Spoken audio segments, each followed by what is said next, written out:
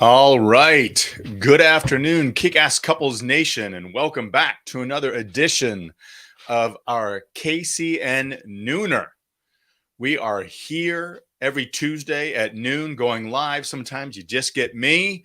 I am Matthew Hoffman, your CIO, your Chief Inspiration Officer, and we have got a fun topic planned for you today. Today's title of the reason we're getting together and sharing some pearls with you is the topic is love languages, understanding your partner's needs and strengthening your relationship. We're going to talk about that today, get deep, give you some great stuff to work with and work on so you can learn how to better fulfill the love languages of your partner. There's a great book that this is kind of posted by and about Gary Chapman. He wrote a book called The Five Love Languages. And so we're going to get into those a little bit. But the reason this is so important and what the relevancy is, sexual intimacy. And if you want to do something new that your partner wasn't comfortable with, right? If you said, I want to try this, and your partner said, man, I am not down with that, and you did it anyways, that sounds horrible. You would never want to do something that got your partner sideways or they were uncomfortable with. And that is no different than you loving your partner the way they don't want to be loved. If you're loving your partner the way you think they want to be loved, but it's now how they best want to receive love, then you're not giving them what they need. In fact, you may be giving them what they don't need, they don't want, and they aren't ready to receive. That's why it's so important to know your partner's love languages so you can understand them and give them the most fulfilling thing they want and need. I love to start off all of our time together with a little quote, and I'm going to share this quote with you now. This is from the Mind Journal.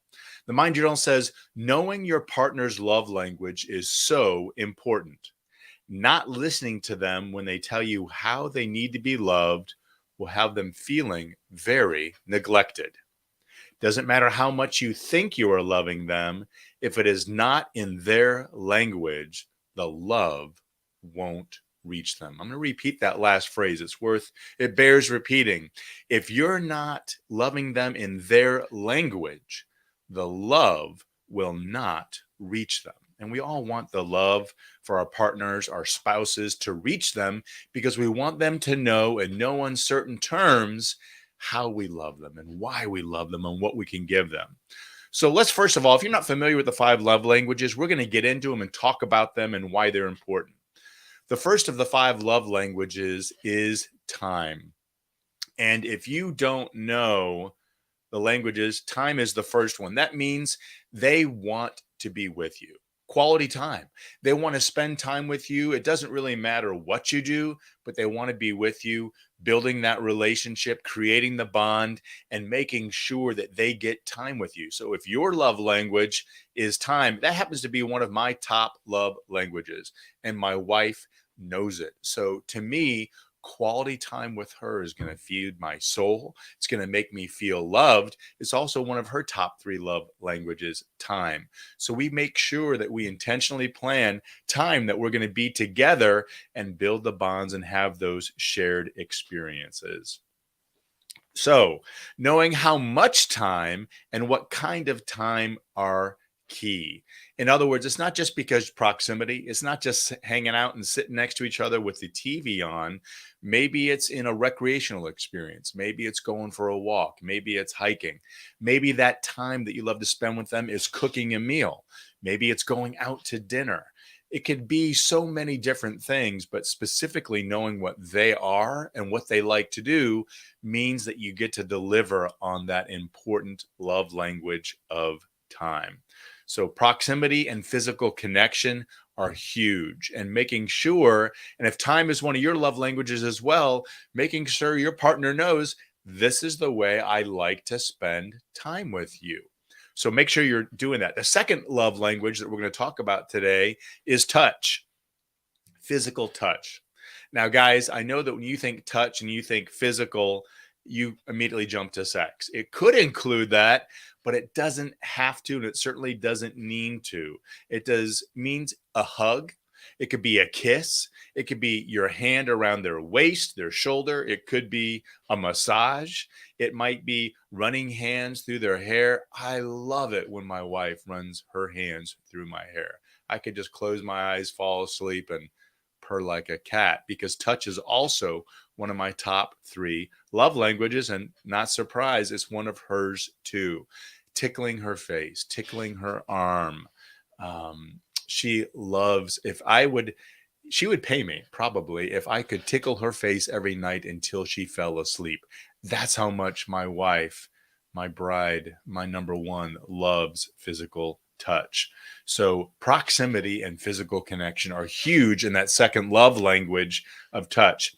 The third love language is words of affirmation. That means you love to hear words come out of your partner's mouth telling you why you love them, why you appreciate them, what's special about them, how they impact you. And words and affirmation doesn't have to always just be the spoken word. It can also mean the written word. I am a huge fan of the written word. I think writing is kind of a lost art of communication because we have so many electronic. Now, writing can be a text, it can be an email, and those have value. But I think the number one way to communicate, because it lasts forever, is through the written word. When's the last time you wrote your partner a love note? They can read it again and again and again. Could be a post-it on the mirror, a sticky on the steering wheel of the car, but using the written word to communicate your love, respect, gratitude, and adoration to your partner is huge. And I think that we've kind of lost sight of that. What's important about words is that how frequent and how regularly are you using them to express those feelings that you have for your partner. It's got to be something that you do every day, all day, and use all those different modes of communication. Sometimes it's written, sometimes it's a text, sometimes it's an email, a phone call, an emoji, a meme. There are so many ways. If you're at a party together and you see your wife across the room, your partner, raise your eyes, wink at them, blow them a kiss, do something so that you are communicating that those words, those gestures, those feelings to them, and make sure they know it. The fourth love language is acts of service. If you do for me, I will do for you. There's a great song, Young MC. If you do for me, I will do for you. That's what acts of service is all about. What does your partner, your spouse, love to have you do for them? Is it washing their car and filling up the gas tank? Is it unloading the dishwasher? My wife absolutely hates unloading the dishwasher. If she comes home or there's a time in the day and she knows there's clean dishes in the dishwasher, she will not do anything else until those dishes are unloaded and put away. That's an act of service I can do for her. Acts of service are not high on her list, but they're important. So making sure that and I want to make a big point here about the 5 love languages, and we're going to talk about a few others as well that don't fall under these direct 5. Just because the top 3 from my wife are time, words, and touch, it doesn't mean I ignore the others. It means that I predominate and spend most of my time in her top 3 love languages because that's how she likes to be loved. However, even though acts of service isn't one of her top 3, I still do it as a way, another language, a mode for me to express love to her. We'll get more into that in a minute. So after acts of service, gifts. I got this for you because I was thinking of you. I know your likes and your needs. Surprising them. Do it intentionally, just because, not always occasion driven. Valentine's Day, Easter, birthday, Christmas, Mother's Day, Father's Day, whatever the occasion is, it's nice to receive gifts on those days. But when you're using gifts as one of those love languages and you're doing it just because, that's when it has the most impact. So that's a quick run through of all 5 of the languages. I also want to give you all a little reference. This is out of the good book, 1 Corinthians 13, 4 through 5, the NIV version. Love is patient. Love is kind. Love does not envy. It does not boast. It is not proud. It does not dishonor others. It is not self seeking. It is not easily angered. And it keeps no record of wrong. So, if you want some good advice on what the language of love is, there's a great reference from the good book, 1 Corinthians 13, 4-5. If you haven't read it, check it out. And we'll make sure we throw that in the notes so you can find it easily. Key point number 2, I want to talk to you all today about the 5 love languages. Do you only give them their top 1, 2, or 3? I talked about this a little bit a few minutes ago, and it's important that you know what their top 3 love languages are. You can find the test free online. You can take it, your partner, your spouse can take it. So make sure you have a great understanding of what they prefer, their number one way to receive love, and then talk about it. So if you know that time is the number 1 for them, what kind of time? Doing what activity in what way? And something they love, something you love. Again, don't just take it at face value. Dive a little deep and think of all 5 languages.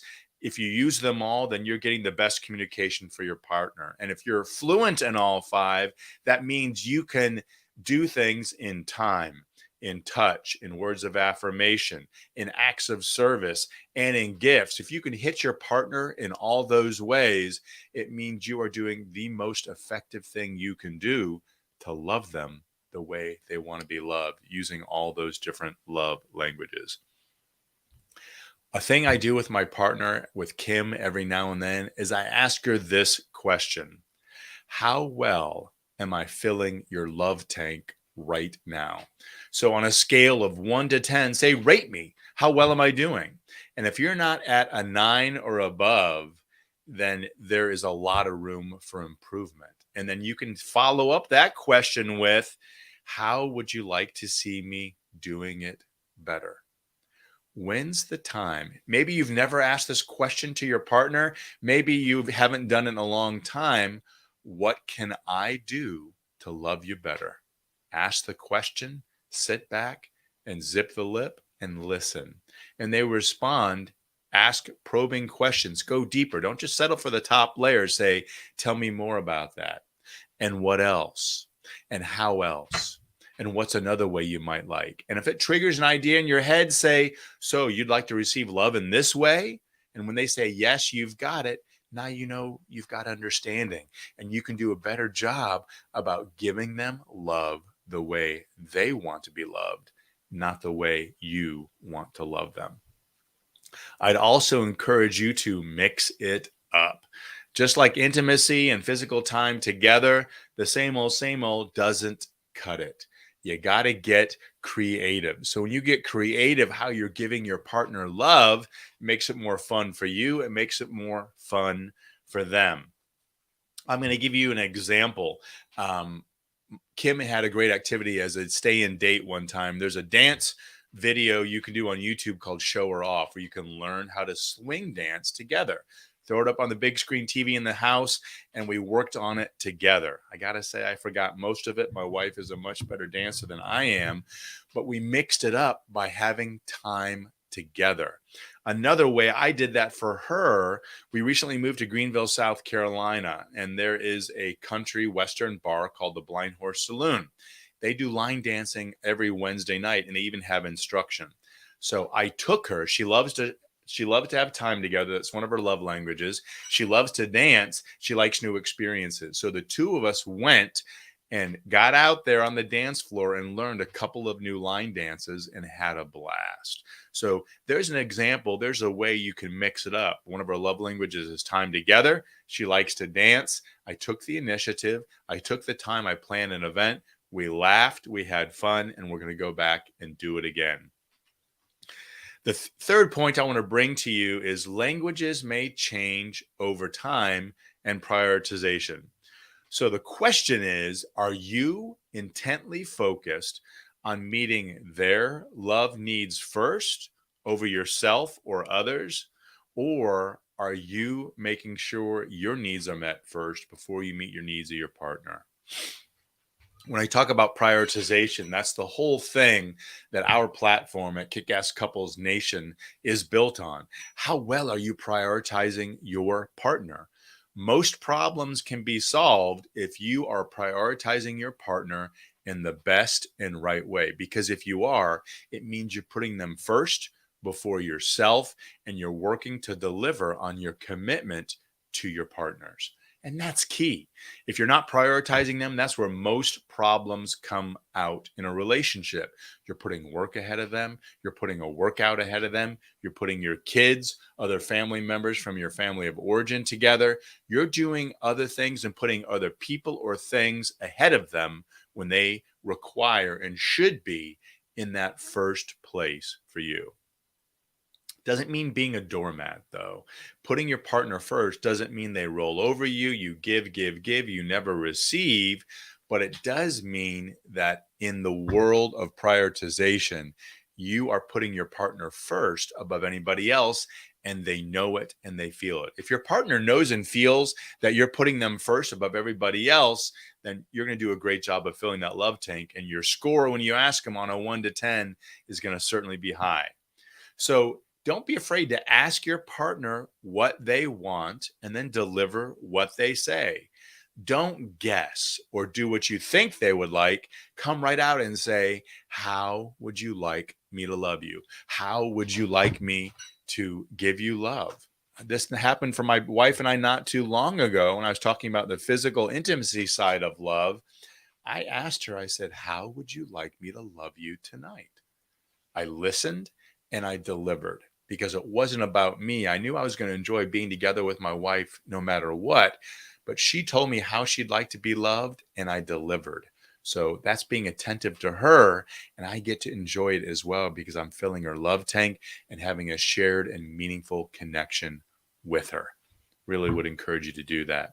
Anybody that's joined us, if you have any questions about what the 5 love languages are or how you could better fill the love tank of your partner, please ask away and I'll do my best to answer those.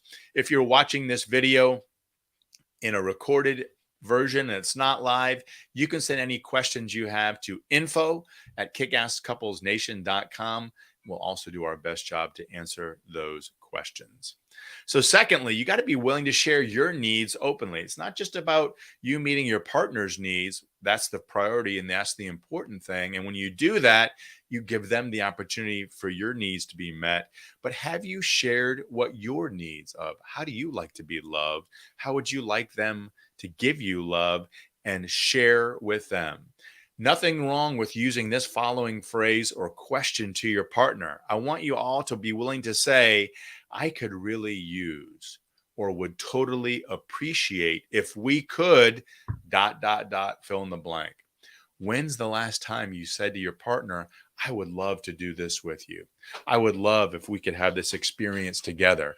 I would feel most loved by you if you would fill in the blank. That's one of our 3 C's, which is commitment, communication, and conflict resolution. If you're communicating your needs, desires, dreams, hopes, fears to your partner, you're taking the guesswork out of it. Because let me tell you what, they are not mind readers and neither are you. I'm not a mind reader. I can't read what my wife wants and needs. I might intuit and have a gut reaction or feel I know, but I am going to take the guesswork out and I'm going to make sure that I ask her, what is your number one need right now? And if I'm not sure, I ask the question. And then once she shares it with me, I work to deliver on it for her. How would you like me to support you in that? How can I be there for you to help you achieve what you want to achieve? You know, it's called stand and deliver. So don't be afraid to step into integrity and walk out on your communication and be willing to communicate your needs and ask your partner what their needs are and then give them love, express love to them the way they like to be loved. I want to share a little story.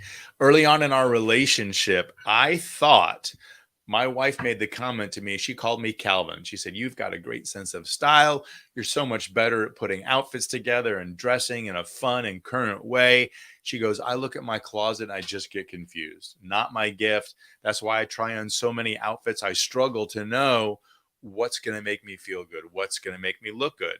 I interpreted that as she likes my sense of taste and style for her as well. And I'd buy her gifts. I go buy her clothes. And more often than not, I would miss the mark, meaning I didn't get stuff that she'd like, or she'd look at it and go, I don't know. That's not really my taste and style. And she finally said to me, Matthew, please stop guessing and buying me outfits, because I appreciate the thought, but it's not hitting on my style and what I like. If there's something specific I like, I'll tell you and you can get it for me. That'd be a pleasant surprise. But please don't think you know what my style and choices are and buy me those gifts.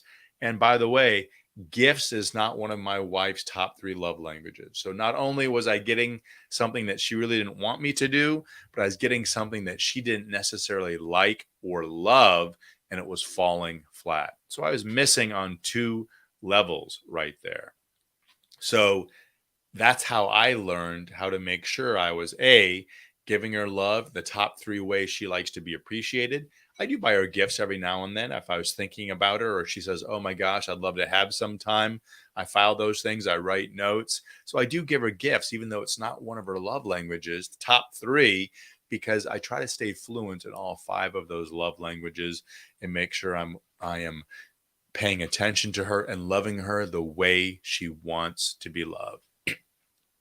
If you want to learn more how to better meet the needs of your partner, I invite you to go to MatthewPHoffman.com.